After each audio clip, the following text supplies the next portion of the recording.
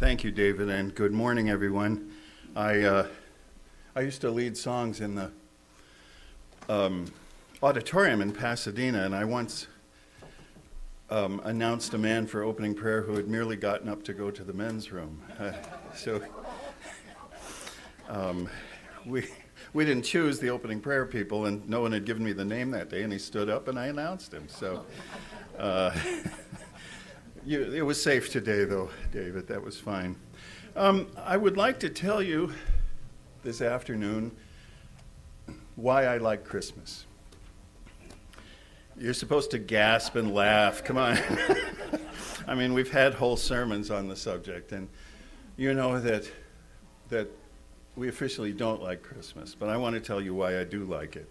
A few weeks ago, I missed services here because I was at a memorial service for a woman in Berea, Ohio. She was, it's safe to say, a leading citizen of Berea, Ohio. I referred to her as one of my good friends, and then I realized that just about everybody in Berea referred to this lady as one of their good friends. She was a real mover and shaker, happened to be also very musical, and mother of a large family, and so there was a huge turnout there at the Methodist Church in Berea, which is probably the leading church in the small town of Berea. Berea is a small town with attitude. They consider Cleveland the suburb to the north. But while I was there, of course, I was missing all of you because I was sitting in a Methodist church surrounded by decorated trees and poinsettias, and there was some Christmas music at the service. I've finally gotten to the point where I don't know all the Christmas songs, and so I didn't know it was Christmas music, but it was. And I was sitting there listening to this woman who was a fantastic person. I could only hope to be as good a person in terms of good works as she is. And hearing about all the things she'd done. She was on the board of the children's home in Berea, which is an amazing group which for more than a century has taken care of a need in society and given children a home and backing and trajectory out into doing good things in the world. She, among other things, just also cooked for people. She was one of the few people, one of two customers in my life who ever insisted on giving me lunch after I had worked on her piano. And that's not necessary at all, but it was just the way that she was. And she was devoted to God, and I think we can say that in that much of her life was centered around her approach to serving God. And this memorial service bore that out. But, you know, you start to think at that point, these are good people. These are people who pray to God, who read the Bible, who you think try to leave their ears and minds open for God to communicate with them, and you wonder what separates them from us. And I think part of it is that they don't let God be God. And if you want a title today, that would be it, Let God Be God. And one of the things about Christmas that makes it so valuable to me is that it's something that people force on God. It's not something God wants us to do. As a matter of fact, you know the scriptures because we've had them. It's something that God tells people not to do. And yet people do it. Partly because it's tradition, partly because so many people in their lives have done it that they think, well, it must be right? I mean, it must be okay to do it. And most of the Christian world does observe Christmas, and yet we do not. It's something that God doesn't want. And yet people want to do it so much that they force it on God, and they turn it into what they think is a godly holiday, and they come up with how much God must like it, and they turn it into a thing about Jesus when it's not that at all. I had a very funny, matter of fact, let me take the time to find it. This was a Facebook post from a young man at the Conservatory of Music where I work, and I actually took a snapshot of it in case it went away. I forgot about this, or I would have had it already. And he posted on December 25th, this man was a violist, and violists are a little suspect. I don't know how much you know about violas. Marissa, you play viola, don't you?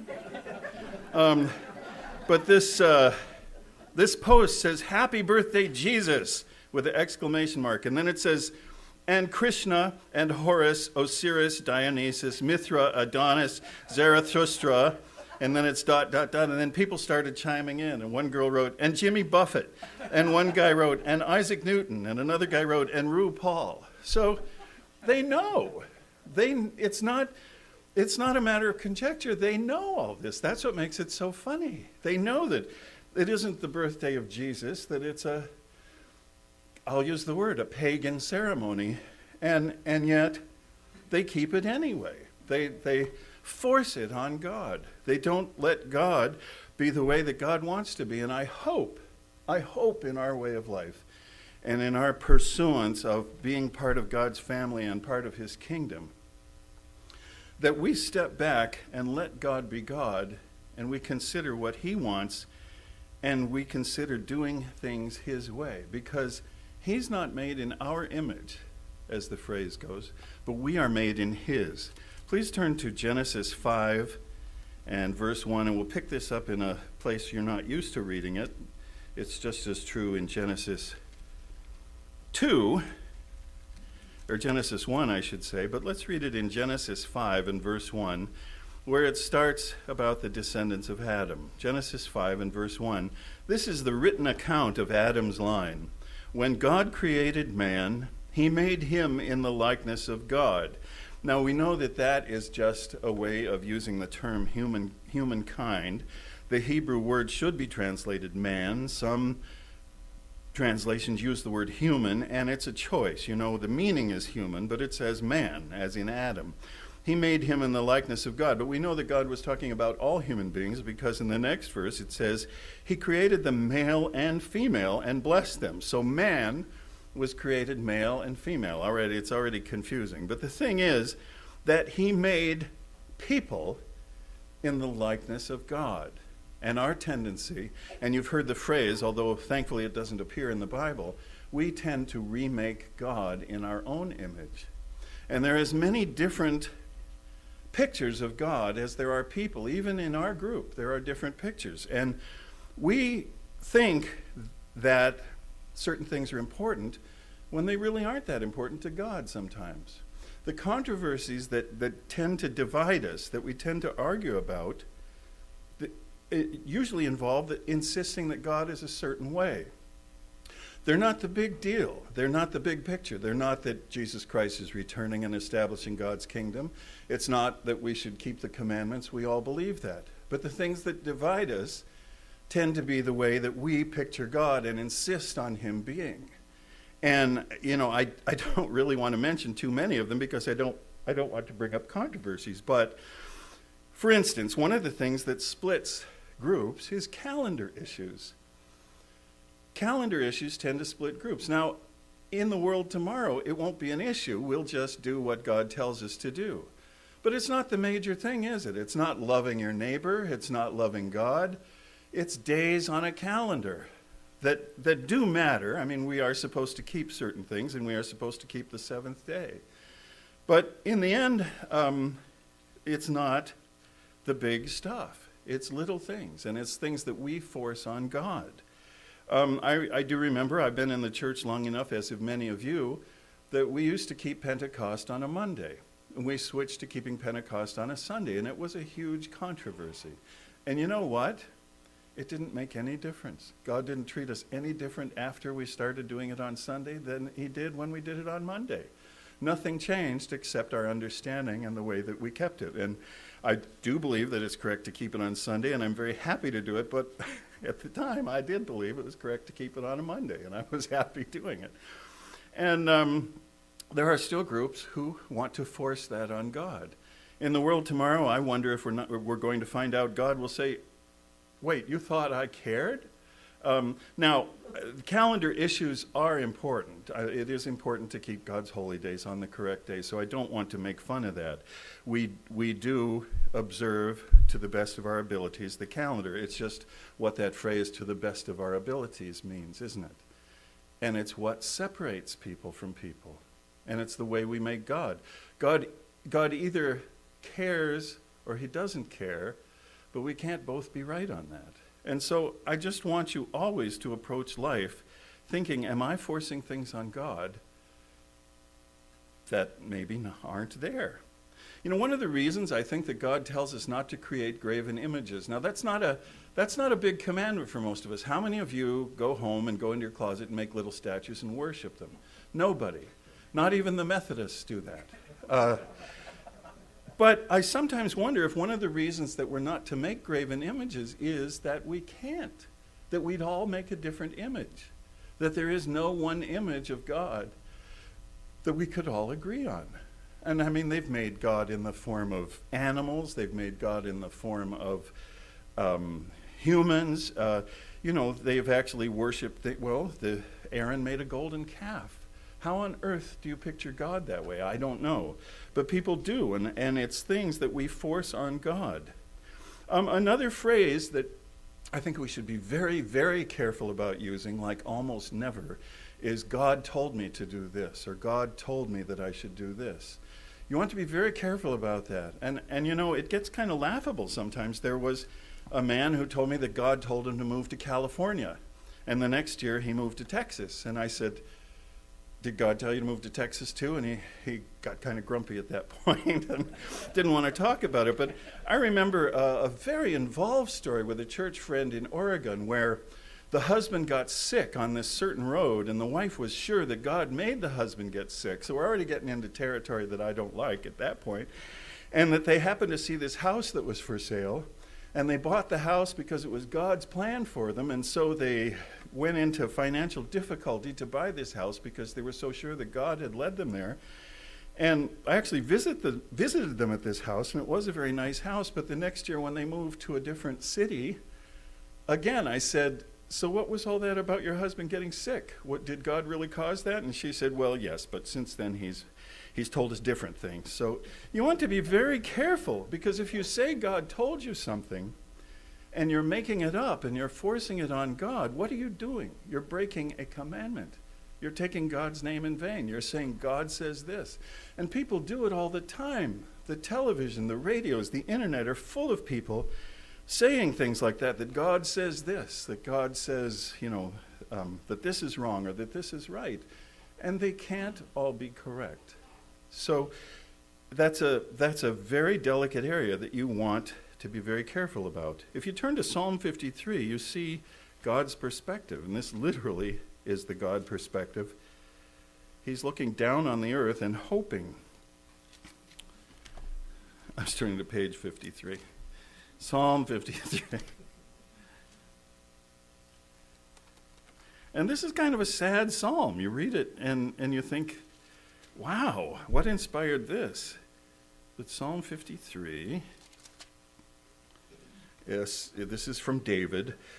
Psalm 53, the fool says in his heart, there is no God. They are corrupt and their ways are vile. There is no one who does good. God looks down from heaven on the sons of men to see if there are any who understand and any who seek God. Everyone has turned away. They have together become corrupt. There is no one who does good, not even one. And remember, Jesus said, not everyone who calls me Lord, Lord is going to enter into the kingdom of heaven. There are people who think they are serving God and they're not.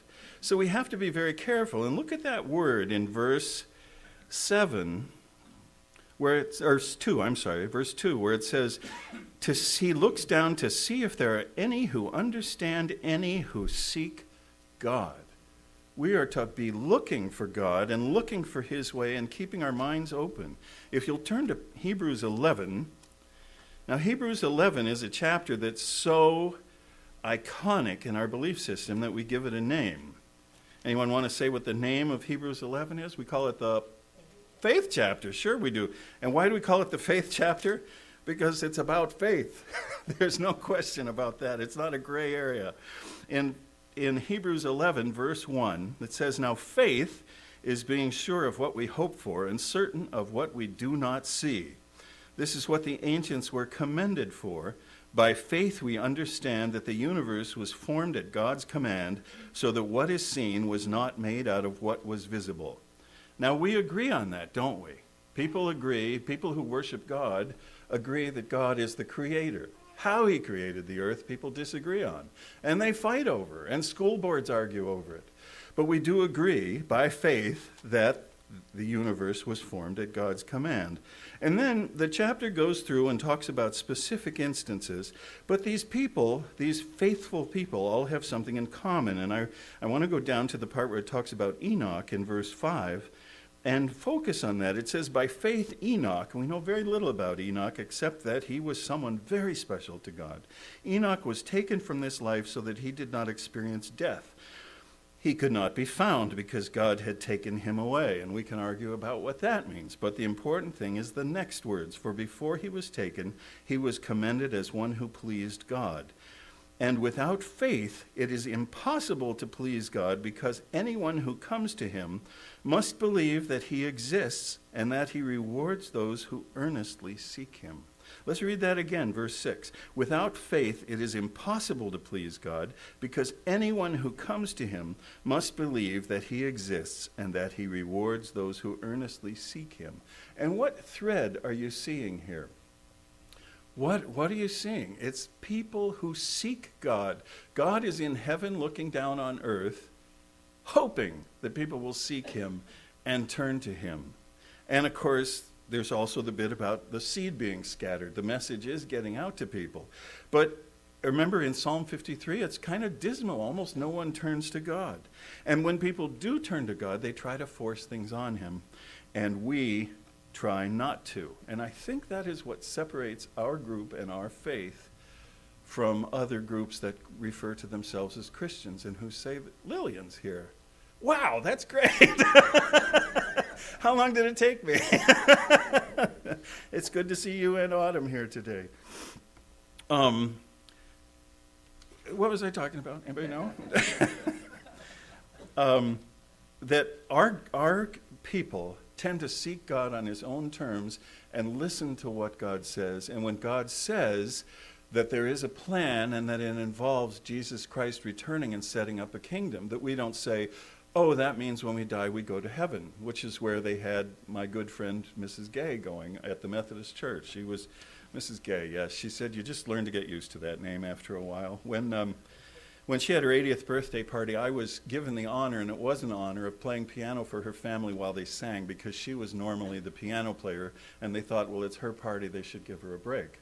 And they asked me, and I was good friends with the family, and I was delighted to do it, and they made me a button that said, Gay for a day.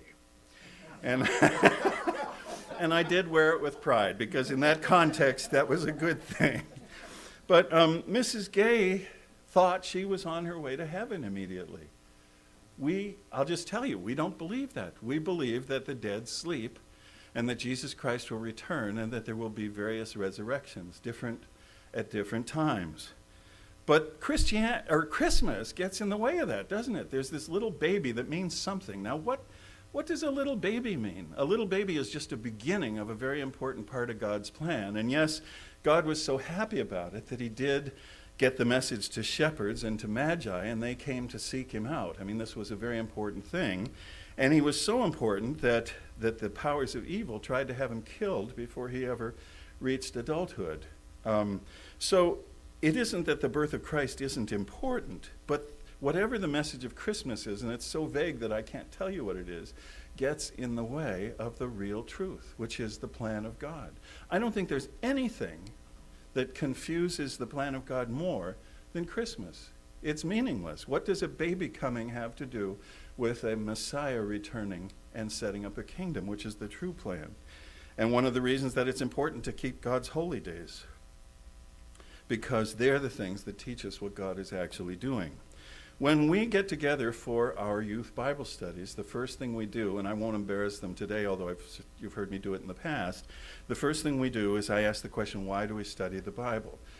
And there are three answers, and I've made these up. So you could say I've forced them on God and on these poor developing minds. But the answers that we give is to know God, to know what God is doing, and to know what we should be doing. And that's why we study the Bible. And on Facebook, which I'm a big fan of, I like Facebook very much. It's shallow electronic communication, and I'm a big fan of that. You have the opportunity to list your religious beliefs. And I thought about that. I thought, how can I list my religious beliefs in a short phrase that will communicate something to people. And some people put Sabbath-keeping Christian or Seventh-day Sabbath-keeping Christian or things like that. Sometimes we're put in a category called primitive Christianity, and that's actually a compliment because it means that we try to be as much like the first century church as we possibly can. But I wrote one of the first things that came to my mind. If you look on my Facebook page under religion, it says reality filtered through Christianity, because I believe in reality. And you know what? That little phrase, 4 words, reality filtered through Christianity, has attracted the attention of some of my Facebook friends who are not church people. And these are people, in most cases, they're college students, which is, I'm on Facebook mostly to communicate with the college students that my life seems to be filled with. And they're caught by that. They believe in reality too. Now, that's such a vague phrase that they can say, oh, we believe in exactly the same things. And if we talked, they would understand that my concept of reality is a little bit different from theirs. But I believe that that sums up. We are not religious people. You know, I don't think we are. We're people who believe in the truth. Religious people believe in elephant gods and things like that, you know, or karma or stuff. That's not true. We believe that there is a universe and that the things we believe in are real and that God really will reappear on the earth and establish his kingdom. We believe in reality, but it takes a certain amount of faith because we can't prove our vision of reality. But how have we learned? How have we learned reality? We've learned it by opening our minds and learning God's way from the pages of the book that he has given us, but also the real world and what we see in it and how those two things interact. You know, I am a reader. Tay and I were talking about that today. I read a lot of e-books, but I also just sometimes like books. You know, I like to hold books, especially if they have pictures in them, and I like to leaf through them as I read them. I just like holding them. Many people aren't readers, and that's just fine. I happen to be one, and I really like talking to other people who are readers. But in a way, we're all readers because we do read God's Word. I find, though, a little quirk about myself as I get older is that I tend to read books. I read novels. I try not to read trash, but I do like literature. And when I read novels, I find that a little quirk of mine is that I'm reading them and making decisions about the authors as I read them. And as I read these books, I tend to find that what I'm really looking for is another mind that looks at the world in creative and explorative ways. And, you know, that says more about me than it does about the books, and sometimes I just put the books down. There's one author I just finished who I've decided is probably one of the most brilliant men in the world, and I would love to have dinner with him sometime, and I wish I could be friends with him. I'll never meet him, of course. But I've also decided at the same time that I just can't stand to read another one of his books. Which is an interesting conundrum. They're all kind of the same, and they're just a little bit too clever, you know. So it's just one of those things. I read to know more about the author.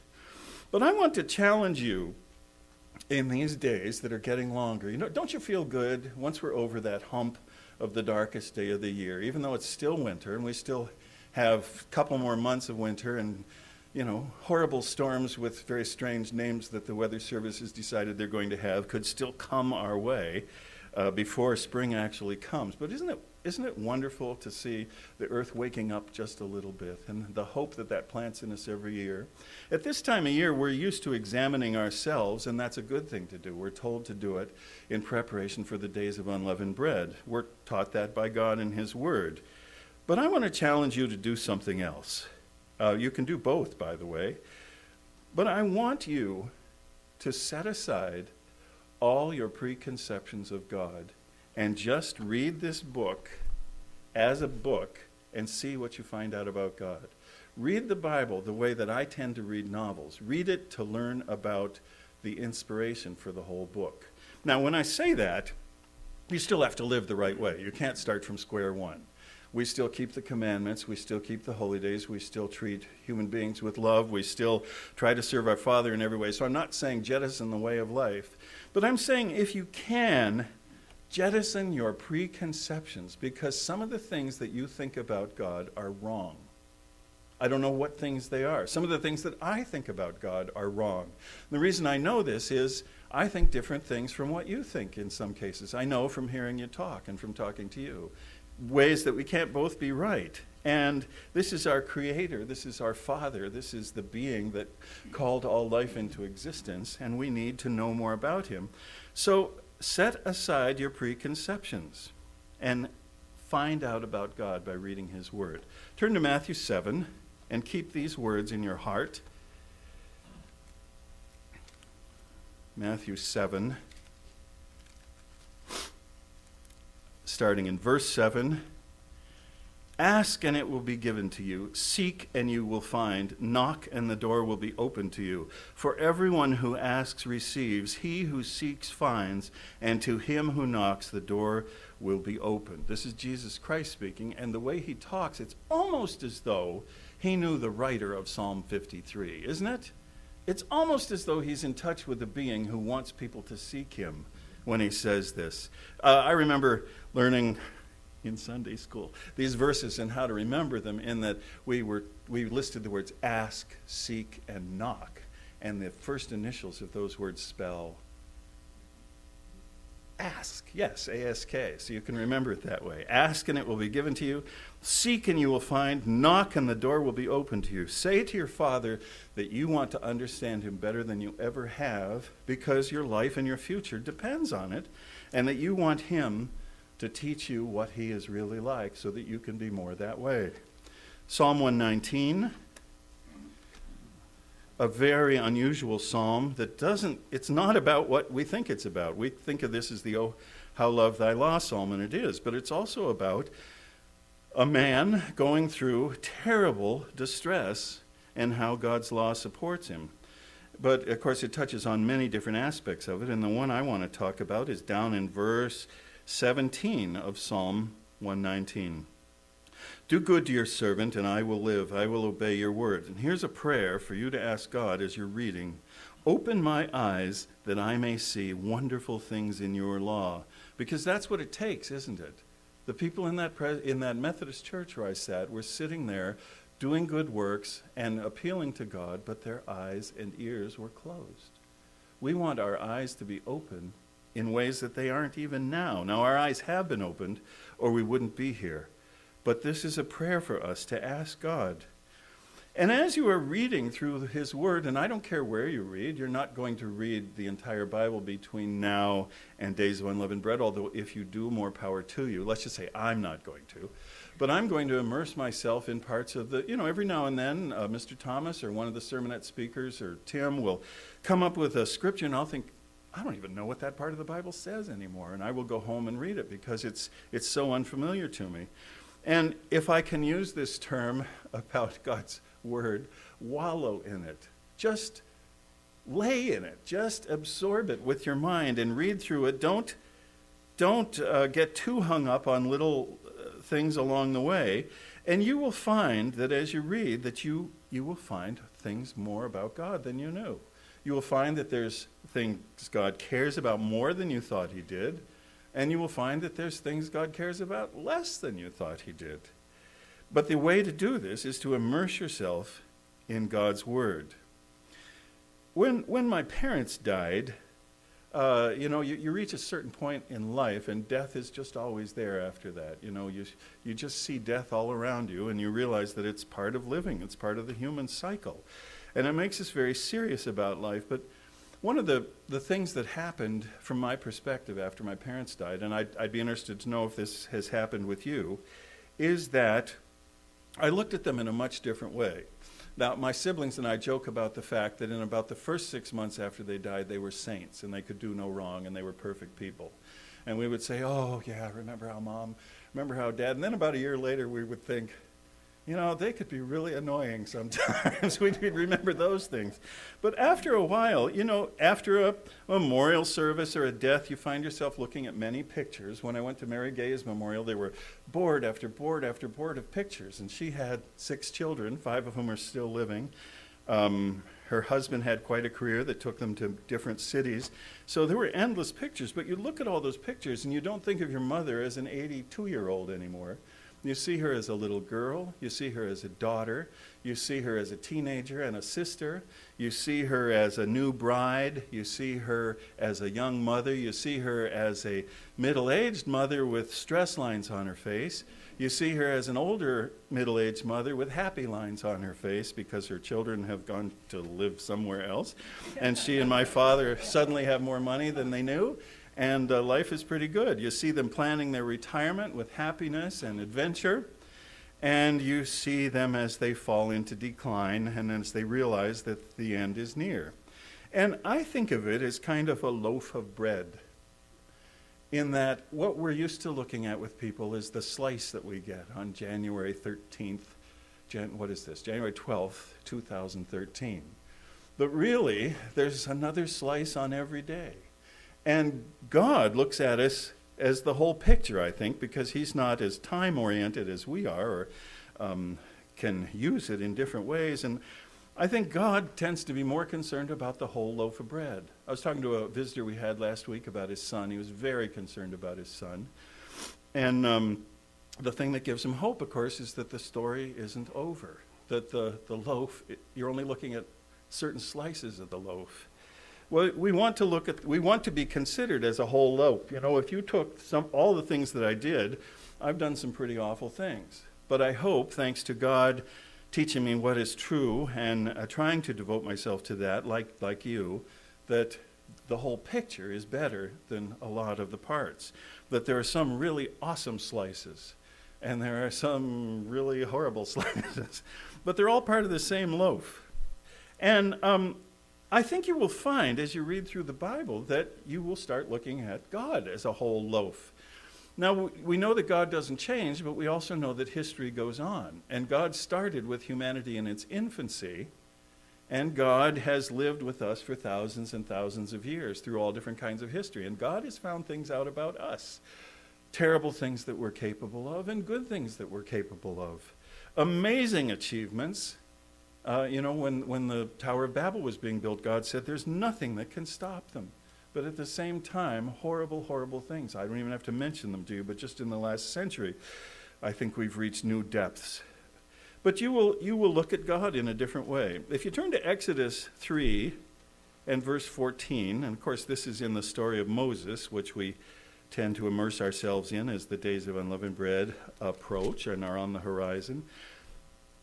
This is Moses getting to know God again, because of course he knew that God existed, but he also had grown up in Egypt, and he had some strange ideas about God. And God needed to start over with him. And in Exodus 3, Moses, in verse 1, was tending the flock of Jethro, his father-in-law. And by the way, he was about 80 years old at this time, so the loaf was pretty well along, although it turns out it was only 2/3 of the way at this point. The priest of Midian, and he led the flock to the far side of the desert and came to Horeb, the mountain of God. There the angel of the Lord appeared to him in flames of fire from within a bush. Moses saw that though the bush was on fire, it did not burn up. So Moses thought, I will go over and see this strange sight, why the bush does not burn up. Well, he was a little more excited than that. God got his attention. But this is the rekindling, if you'll pardon the expression, of Moses' relationship with God, and it has a lot to do with God's people and us even today. And how did God start it out? Moses in verse 13 said to God, suppose I go to the Israelites and say to them, he said, no, I'm not saying I will, but suppose I do what you want me to do, and say to them, the God of your fathers has sent me to you, and they ask me, what is his name? Then what shall I tell them? God said to Moses, I am who I am. And you probably have footnotes on that because it's an untranslatable phrase. Some translations phrase it, I will be what I will be. This is where we get the word Yahweh from I am. And God became known as the I am. But what is he saying? Because God had other names, All the gods of the other countries had names and images and things like that. What is God saying to Moses? God is saying, let me be what I am. Don't put things on me. I am what I am, and you will find out a lot more about me.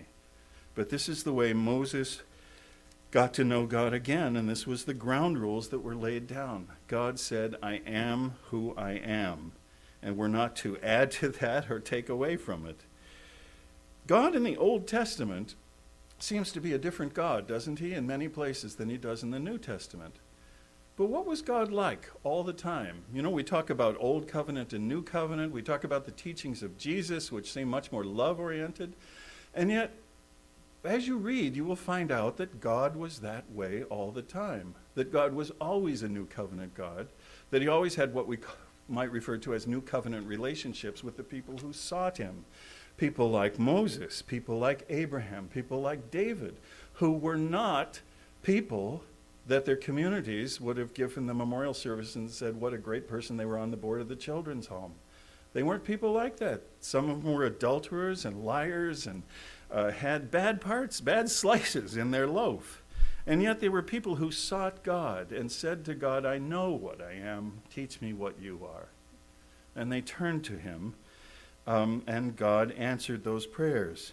For instance, in 1 Chronicles 16:11, there's a very heartfelt prayer of David, a song of David, in which he says this kind of thing. And we know, David, if you want a good man who's always picked out as a bad example in the Bible, it's David. People will say, oh, well, but David did this, but David did that. What a reputation to have. He's the bad good guy of the Bible. And yet look at his heart. And God chose him because no one turned towards God the way that David did. In 1 Chronicles 16 in verse 11, David says, look to the Lord and see his strength. Seek his face always. Remember the wonders that he has done, his miracles and the judgments he pronounced, not just because they're awe-inspiring, but because they also teach us who God is and what he's concerned about and what he does. God was always a loving God who was trying to build his family. But there are times in the Old Testament when he seems like a pretty ferocious, nasty piece of work. And I say that with God listening to me, and I'm not calling God nasty. I just mean that it comes off very harsh in the Old Testament. But that was because he was dealing with a specific people in a specific way. They weren't people who sought him. They were people whom God sought and decided to make a kingdom out of. So he had to lay rules down because, as he said, they were a stiff-necked people and they weren't inclined to keep what he wanted them to. So God treated them a different way. No one ever was raised up more by God than Solomon, and Solomon turned his back on God. God had to have these laws because the people did not follow him. And that's why he seems harsh and judgmental and very legalistic in the Old Testament. But sometimes, if you read it, sometimes the real God bleeds through. Nowhere more in my reading than in the Book of Deuteronomy. And I would like you to turn in the Book of Deuteronomy and bear in mind that this is after Israel has wandered in the wilderness for 40 years. And the reason they've wandered is because they did everything they could to anger God. And God said, I'm going to wipe you all out and work with your children. Occasionally he takes a breath and gets exasperated. It doesn't mean they're wiped out for all eternity. But at the same time, God in Deuteronomy, which means second law, is restating what he means to do with these people. And in Deuteronomy chapter 4, starting in verse 29, you read God bearing his own heart. Deuteronomy 4 and 29. But if from there, and these are people who they're scattered. Well, let's read 27. I always do that. I always drop back a few yards. The God will scatter you among the peoples, and only a few of you will survive among the nations to which the Lord will drive you. And then here's God's heart. Well, not yet. There you will worship man-made gods of wood and stone, which cannot see or hear or eat or smell, and they have nothing to do with reality. But if from there you seek the Lord your God, seeing a theme here, you will find him. If you look for him with all your heart and with all your soul, which he says in other places is how he wants us to love him, when you are in distress and all these things have happened to you, then in latter days you will return to the Lord your God and obey him, because God knows the whole loaf and the whole story. For the Lord your God is a merciful God. Merciful, right in the middle of all this, where he's wiped out a whole generation. He's a merciful God. He will not abandon or destroy you or forget the covenant with your forefathers, which he confirmed to them by oath. And of course, later in Deuteronomy, in chapter 30, we get to what I think is one of the most poignant parts. where God is really pleading with them in the most emotional terms. Deuteronomy 30 and verse 11. Now what I am commanding you today is not too difficult for you or beyond your reach. And of course what he's commanding them is his law and his commandments. It is not up in heaven so that you have to ask who will ascend into heaven to get it and proclaim it to us so we may obey it. In other words, it's before you. You can find it. Nor is it beyond the sea so that you have to ask who will cross the sea to get it and proclaim it to us so we may obey it. No, the word is very near you. It is in your mouth and in your heart so that you may obey it. In other words, he's already given them all the tools they need to seek him. They already have it. See, and this is to me God's heart laid bare. I set before you today life and prosperity, death and destruction. For I command you today, and what do you think he commands them? To kill lambs? To kill people who have committed sins? No. God commands you today to love the Lord your God, to walk in his ways, to keep his commands, decrees, and laws, that you will live and increase, and the Lord your God will bless you in the land you are entering to possess. That's as New Testament as it gets, brothers and sisters. That's the way that God has always been. So I do want to challenge you to immerse yourself in God's word and to read it to find out more about who he is, so that you can know God, so that you know what God is doing, and so that you know what we should be doing. And if you turn to Daniel chapter 11, this tells us why that's important, because we're going to go through some very difficult times. You know, I have been in the church more than 40 years at this point. Many of you have been in the church longer. Many of you a lot less. It's not how long you're in it, but you do remember things, and you do have more of a loaf to work with at that point. And we've seen some bad times economically and in the world. I mean, our work, quote, has lived through World War I and World War II and the Korean War. Mr. Armstrong lived through World War I. We've lived through terrible economic times. We've lived through terrorism and plagues and all that, but it's nothing compared to what is coming. And for the first time in my life, I've always been a person who says, you know, my life is pretty blessed. I know all those things are coming, but I'm pretty happy. But for the first time, I look at the world and I think, wow, things are thin. It would only take so little to put the world over. Oh, I was going to say a cliff, but that phrase has already been used, hasn't it? It could happen, people. It could happen very soon. In Daniel chapter 11 and verse 32, talking about a specific prophecy and a specific instance in that prophecy, the angel says to Daniel, with flattery he will corrupt those who have violated the covenant of God with his people. But the people who know their God will firmly resist him. People who know their God will be the ones who will survive at that point. It's very important to know God. Most of you in this room will remember the 1990s and remember what we went through. And the fact that you're here means that you knew God, that you knew what he was doing, and that you knew that people who said, no, God's not that way, didn't know what they were talking about. And you, because you stayed close to God and knew what he was like, were able to stick to the truth. Things like that are going to happen more and more. And not only that, you're going to have to stand up and you're going to have to be an example. Because we need to shine like a city on a hill. We need to know what God is like and to live his way and to live it brightly. So again, just to tell you the challenge, it's read the Word of God between now and Passover as much as you can. Read through it quickly and happily and read it to learn what God is like. And you will find that from beginning to end, that the story is all one. Let God be God.